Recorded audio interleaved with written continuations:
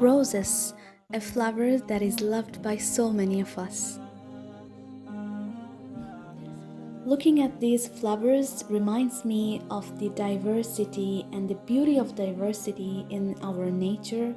So we have flowers growing differently with different fragrances, different colors, and different shapes, while they all get the same sunlight and the same kind of water, and they grow in the same kind of soil.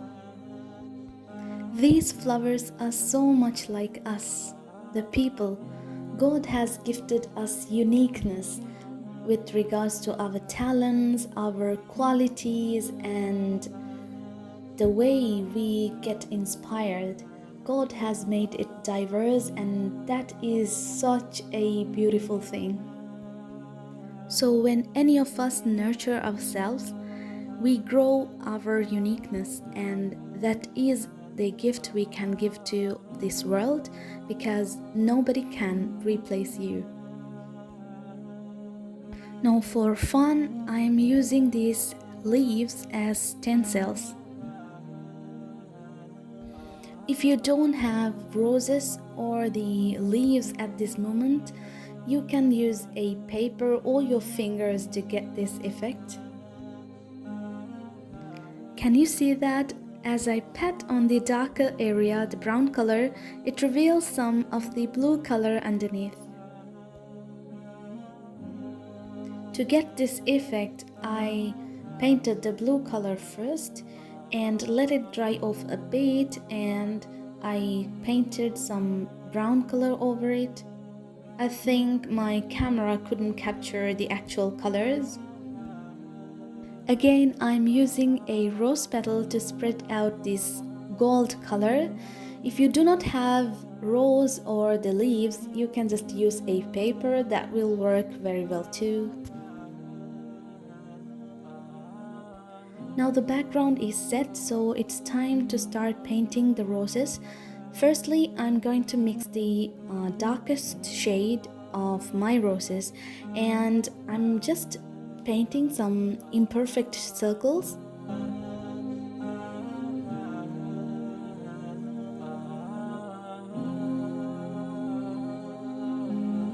Once I finish painting all of these circles, I will let them dry off completely before going for the next step. This is one of the fun ways to paint roses because this is so easy, but the results are so elegant. So this is the brush I will be using for the next step. Flat brushes will work best for this technique, but any other brushes will also do. Once the circles are dried off completely, we can go for the next step. So I'm mixing a lighter shade of pink.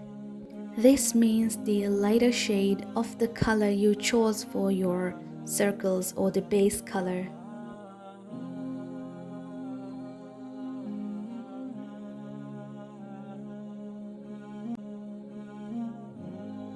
Once you give your roses this kind of strokes, you can give them some final touch with white color or an even lighter shade of your base color, which is the color of the circles.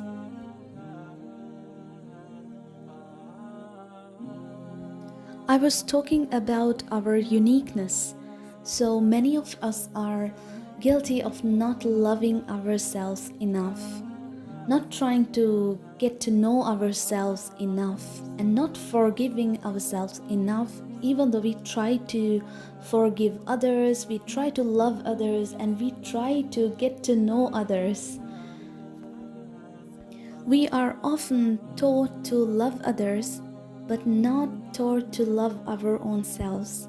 So we grow up into people who never know how to love their own selves.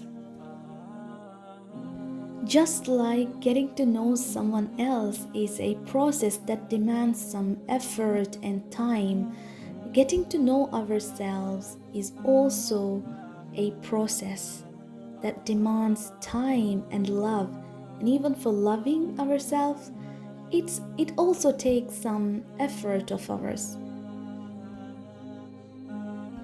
When you love someone, you try to get to know them, get to know what they love, and get to know how to make them happy. So do the same for yourself as well.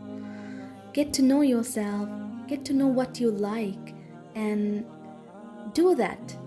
Try to make yourself happy at times.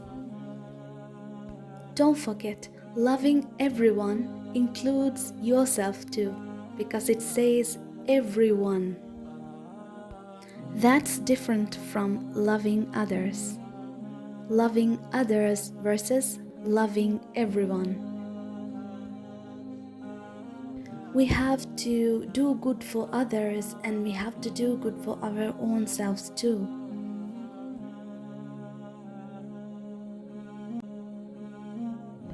Alright, coming back to the painting, this can be just a floral painting or a background for your Arabic or English calligraphies. Now I'm going for a dull shade of green to draw the stems and the leaves.